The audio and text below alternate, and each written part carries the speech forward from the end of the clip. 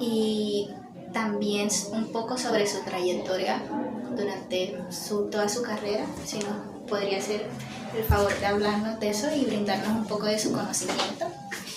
Y bueno, nos gustaría empezar primeramente dándonos su nombre, su edad, cuántos años lleva trabajando en la universidad o de experiencia. Bueno, mi nombre es Fabián José Vergara Espeleta. Comencé a trabajar aquí en la universidad el 2 de febrero de 1998 hasta el día de hoy. Me he desempeñado como docente y desde el año 97 comencé a tener consultas clínicas hasta el día de hoy. Cuéntenos qué es el enfoque psicodinámico y cuáles son sus principales fundamentos. Hablar del enfoque psicodinámico es muy diferente a hablar de lo que tiene que ver con el psicoanálisis. Psicoanálisis, digamos que la psicología dinámica nace del psicoanálisis, ¿okay? Es una vertiente del psicoanálisis, pero que sus fundamentos esenciales serán siempre un concepto psicoanalítico. El psicoanálisis, como todos sabemos, es una creación freudiana.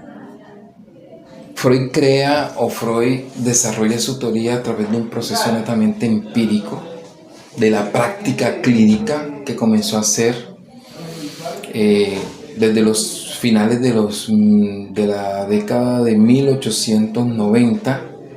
Él comenzó a hacer su práctica clínica con pacientes de lo que en aquella época denominaban pacientes neuróticos, especialmente aquellos pacientes femeninas con diagnóstico de histeria. A través del trabajo pudo comprender que hay eventos traumáticos que se desarrollan en la infancia y que tienen sus manifestaciones en lo que llaman la personalidad adulta. Él pudo discernir durante su trabajo y a través de un proceso netamente de diálogo socrático, que era más lo que se usaba, pudo darse cuenta que esos eventos infantiles no elaborados terminaban afectando la conducta del adulto. El pilar fundamental del psicoanálisis está en lo que se llama construcción de inconsciente. Ese es el pilar fundamental, cómo Freud explica todo lo que tiene que ver con la construcción del inconsciente, cómo se construye, cómo se manifiesta y cómo afecta la vida del adulto, teniendo en cuenta que, y bien lo dije, la construcción, porque el inconsciente no es un proceso de nacimiento, es un proceso de construcción. Se inscribe en esa parte muchas de las vivencias que el sujeto va teniendo en todo su desarrollo psicosexual, desde lo oral hasta lo fálico. ¿Por qué te digo hasta lo fálico? Porque en lo fálico es determinante lo que suceda con el evento de los complejos de Edipo y castración para la constitución de lo que nosotros llamamos estructuras clínicas. De ahí, de cómo se viva la castración, determinaremos si es neurosis, si es psicosis, si es perversión. Si es neurótico tendrán una sintomatología, si es psicótico tendrán una sintomatología y si es perverso tendrán una sintomatología. ¿Alguno se saldrá de eso? No. Por eso el psicoanálisis dice que no hay normalidad. Hay neuróticos, hay psicóticos y hay perversos, ¿sí? Como estructura clínica. Ahora, si tú me preguntas cuál es mejor una que la otra, todos tienen síntomas. Lo que pueden haber son neuróticos funcionales, psicóticos funcionales y perversos funcionales. Como también pueden haber neuróticos enfermos, psicóticos enfermos, perversos enfermos. Es decir, tener una estructura no te da la garantía de ser funcional o de no ser funcional. No es una garantía, es lo que lo que determina tus vivencias y cómo se asimilan esas experiencias inconscientes. Entonces, pilar es fundamental, el inconsciente. cómo se construye. Pilar fundamental, cómo se manifiesta. Pilar fundamental, cuáles son los controles del yo frente a aquellos eventos inconscientes. Es decir, cuando hablamos de un pilar fundamental, desafortunadamente no existe una teoría que te diga este es el pilar fundamental y aquí se basa todo. No. Son parte del inconsciente, pero el inconsciente tiene ramificaciones de explicación teórica que te podrían decir, mira, puede haber un inconsciente, pero tiene que haber un estado de conciencia. Puede haber un estado de conciencia, pero tendría que darse una secuencia sintomática. Tiene una secuencia sintomática, pero también tiene que haber netamente estados estructurales o lo que llamamos estructuras clínicas para que se puedan manifestar. Quiere decir que un concepto tiene que ser hilado al otro para poder ser comprendido. Y esto es lo que genera mayor complicación en la comprensión o en la aprehensión del conocimiento de lo que es el psicoanálisis, porque no puedes desligar conceptos, toca ir integrando conceptos para poder entender todo lo que tiene que ver con la manifestación del inconsciente, cómo se construye, cuáles condiciones tiene, por qué se dice que esto sí, aquello no, ¿sí? Para tener toda una certeza con ello. Ahora, si tú vienes y dices, bueno, ya eso está claro que es el inconsciente, la pregunta es, ¿qué diferencia hay entre el psicoanálisis y lo que llamamos psicología dinámica? Bien, podemos decir que la psicología dinámica es una hija parida por el inconsciente, por el psicoanálisis, ¿sí? ¿Por qué? Porque Freud decía, ¿no?, que es tan grande la masa de enfermos que un psicoanalista o los psicoanalistas no alcanzarán a atenderlos, que había que buscar una manera de recortar o modificar las técnicas de trabajo para poder intervenir en esta masa creciente de enfermos. Es de ahí donde viene y nace la psicología dinámica como una alternativa, no de trabajo en el inconsciente como el psicoanálisis, pero sí de trabajo fundamentado en el yo, sin desconocer que los conflictos tienen un origen consciente. Pero el objetivo de trabajo cambia. Mientras el objetivo de trabajo para el psicoanálisis es hacer consciente lo que es inconsciente, y por eso se dura muchísimo tiempo en tratar de descubrir toda la construcción inconsciente, para el psicólogo dinámico o aquel que hace psicoterapia dinámica, ¿sí?, lo que hace es que desarrolla un trabajo con unos objetivos o un foco claro de trabajo en un tiempo estipulado para poder lograr lo que se programó, y fortalece el yo para evitar que las sintomatologías inconscientes que no se tocaron afecten al sujeto o pueda tener un mejor manejo. Es por ello que de cierta manera hay que hacer una diferenciación entre eso que es psicoanálisis y lo que es psicología dinámica, ¿sí? Porque la psicología dinámica, como te lo dije, su fundamento crucial es las teorías del yo, que por cierto fueron construidas por Freud al final de su producción teórica, que fue previa a su muerte, ¿sí? Freud siempre enfatizó en su trabajo, y cuando tú revisas los tomos o las obras de freudianas, te darás cuenta que el 80% de las obras freudianas está en relación al inconsciente, un 10% a relación de lo que es el yo y otro 10% a relación de lo que es la sociedad y cómo el inconsciente se manifiesta en esa sociedad. Entonces, frente a ello, hay que entrar en ese punto de diferenciación para poder trabajar. Ahora, si tú dices, bueno, yo me voy a graduar como psicólogo y me gustaría tomar esta línea de trabajo, ¿qué es? ¿Soy psicoanalista o soy psicólogo dinámico? Pues el título te otorga para ser psicólogo, y si eres psicólogo y te gusta el psicoanálisis, tendrías que trabajar desde la psicología dinámica, porque para poder trabajar desde el psicoanálisis implica un proceso de formación diferente. ¿Ok? Y también es cierto, en el contexto, en nuestra cultura, no es apetecible un psicoanálisis desde la clientela.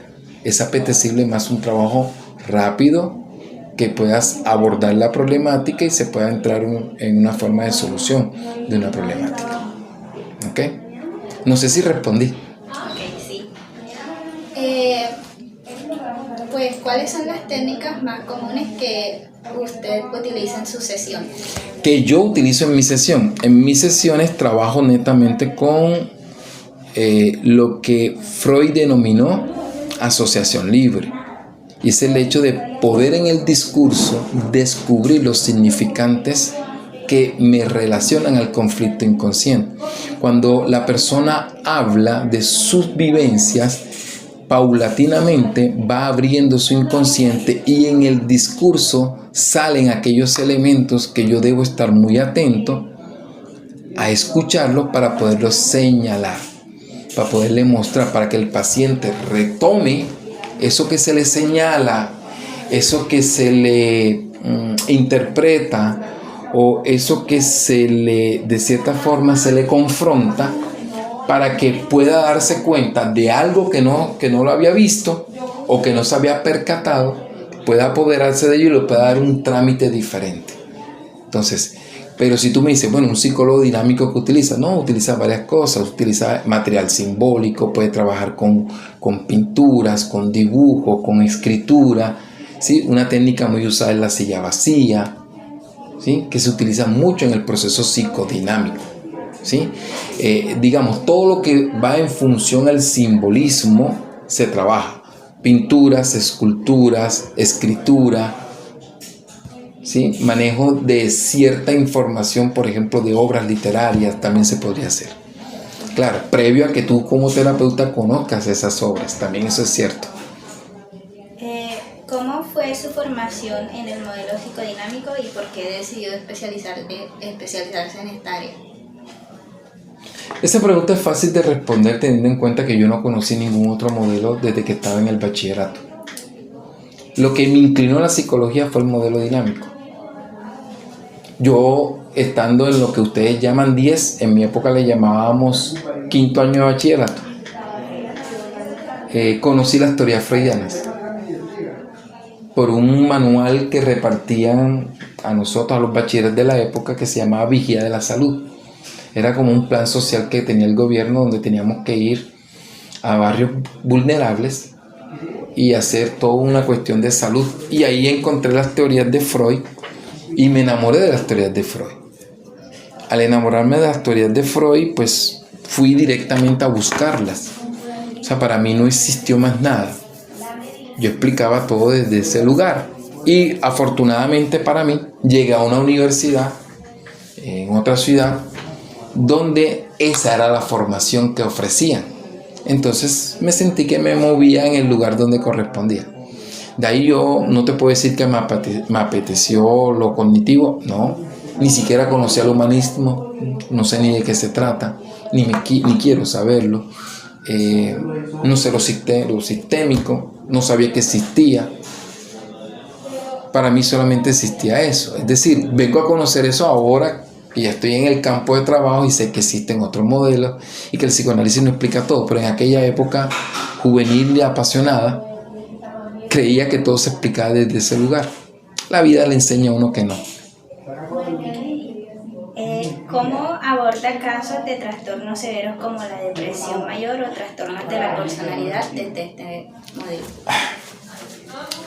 Con la misma posibilidad en la cual, por ejemplo, una depresión mayor es un decaimiento del yo. El yo se decae, el yo desaparece, el yo se aliena. Entonces lo que tengo que buscar es rescatar el yo. Fortalecer el yo en el sujeto para que pueda hacerse cargo de los conflictos que te llegaron. Ahora, hay que entender que la depresión es una sintomatología que es contemporánea. No es que sea contemporánea, es decir, es ahora que se está presente. No, la depresión siempre, pero ahora está el auge de 3 enfermedades que podemos llamarle muy de lo contemporáneo: depresión, ansiedad y estrés. Y todos son excesos, se pasan por excesos. La depresión es un exceso del pasado en el presente. Hay cosas que no se solucionaron del pasado y hacen una inundación del presente. Al inundar el presente, el sujeto no sabe cómo reaccionar y comienza a tener un decaimiento del yo. ¿Sí? Entonces, frente a ello, comienzo a trabajar desde el punto en el cual pueda fortalecer el yo y pueda sacar el sujeto. Le comentaba a mis estudiantes de formación que me sentí también con algo que me pasó en estos días, que hace muchos años, cuando estábamos en pandemia, atendimos a una chica con estado depresivo, 2 intentos suicidas, y pude de cierta manera trabajar con esa jovencita. Hoy en día ella me abordó dando las gracias por el trabajo que se hizo, sus sintomatologías desaparecieron y hoy en día pues ha seguido su formación profesional, está a puerta de graduarse, y ella dice: si no hubiese intervenido usted en aquella época, yo estuviera muerta, porque ya iba para ese camino. Entonces, de cierta manera, es gratificante cuando uno hace un trabajo como este. Patologías severas siempre van a haber. Lo que se tiene que desarrollar es la habilidad clínica para tratar de sacar a la persona. ¿Siempre soy infalible? No. No existe ningún terapeuta que sea infalible. Todos fallamos. En algún momento no sabemos, o no podemos, o no tenemos la relación empática con el otro, o el otro, su sintomatología desborda tanto al sujeto que es imposible el abordaje desde este trabajo. Entonces, siempre está esa posibilidad, pero también existe la otra posibilidad de poder sacar a la otra persona del lugar donde se encuentra, ¿sí? Desde el lugar que se encuentra. Entonces sí, existen, no puedo decir, la única forma que yo sí recomiendo no trabajar de acá: personas con problemas de aprendizaje, personas con alguna limitación cognitiva, porque desafortunadamente este trabajo no está diseñado para abordar esta clase de problemas. Ok, 2 preguntas más. ¿Cómo se integra el modelo psicodinámico con otras corrientes de la psicoterapia en la actualidad, en la práctica clínica actual? De integrarse a decir podemos retomar y poner, no lo creo. Pero de poder explicar lo mismo y tener una interacción es lo más fácil del mundo. Lo que sucede es que si uno comienza a analizar, por ejemplo, esquemas maladaptativos. ¿Qué son esquemas maladaptativos? Entonces, bueno, son construcciones de aprendizaje que se dan a través de modelos de aprendizaje, que el sujeto viene, los interna y los vuelve un esquema para ello. ¿Qué hay que hacer? Confrontación de esquemas. Se confronta. Eso es la misma explicación a decir que son eventos de construcción infantil que terminan generando eventos, pero desde otra perspectiva, al igual que tiene que ver con la trascendencia del ser. Entonces, se puede conversar desde posturas diferentes sin invalidar la otra postura, ¿sí? No existen, ¿cómo lo diría? No existe clínica excelente, ni existe clínica mandada a recoger. Existen pacientes que pueden servirle una clínica cognitiva, una clínica humanista o una clínica dinámica. Hay pacientes que no les puede servir una clínica dinámica y hay que remitir al paciente a donde sí le sirve. Y eso no está mal. Es reconocer cuáles son las limitaciones del modelo. Cada modelo tiene limitaciones. No existe un modelo completo. Todo modelo tiene limitaciones. Limitaciones en su trabajo, limitaciones cómo hacer. Por ejemplo, a veces un cognitivo llega y dice: necesito ayuda psiquiátrica porque si no esto no sale adelante. Eso es una limitación. Ok. Y cuéntenos sobre un paciente que haya marcado su carrera. Una historia que usted recuerde mucho. Ya te la conté. Esa niña... La de la chica con La de la chica, depresión. o sea, con depresión. Ha pasado muchos casos. Ese es el más reciente que pueda tener. Verle a ella, nosotros la cogimos en un estado de deterioro físico, un descuido con su apariencia impresionante y un maltratar su cuerpo, en problemas de alimentación. Verle hoy apoderada de su físico, verle hoy baja de peso y empoderada de lo que quiere en su formación, es un grato de alegría. A mí me sucedió también aquí con otra que la atendí cuando tenía 15 años. Problemas no era tan complicado realmente, eran problemas netamente de cómo la familia la anulaba, porque estaba en ese tránsito de que no soy niña, no soy adulta, entonces, pero yo quiero que me miren como adulta, pero en la casa me tratan como niña. Y bueno, trabajamos en ese caso para alimentarle su autoconfianza y me la encontré aquí. Ya está estudiando, ya es una chica de 18 años, universitaria, bien libre de poder pensar, decir, expresar, moverse, porque los padres no dejaban que se moviera si no era en un InDriver reconocido. Ya la chica viene, va a Transcaribe, si no está Transcaribe coge su mototaxi y ahí va. Sí, es desde el punto en el cual se apoderó de su vida y está en eso. Y así sucesivamente. Hay más de un caso que te puedo ir señalando, pero son muchos casos. En este momento me haces acordar de una frase de un cantante de mi época, de nombre Rafael, que él decía: qué difícil complacer al público cuando tienes tantos éxitos. Todos quisieran escuchar un éxito, pero el tiempo de presentación es muy corto para cantar todos los éxitos, ¿sí? Entonces, en ese punto te lo digo, es muy difícil, pero pacientes que han marcado la vida de uno, sí, muchísimos. Pacientes, recuerdo un caso, un niño que atendimos también con depresión infantil por un caso de un presunto abuso sexual.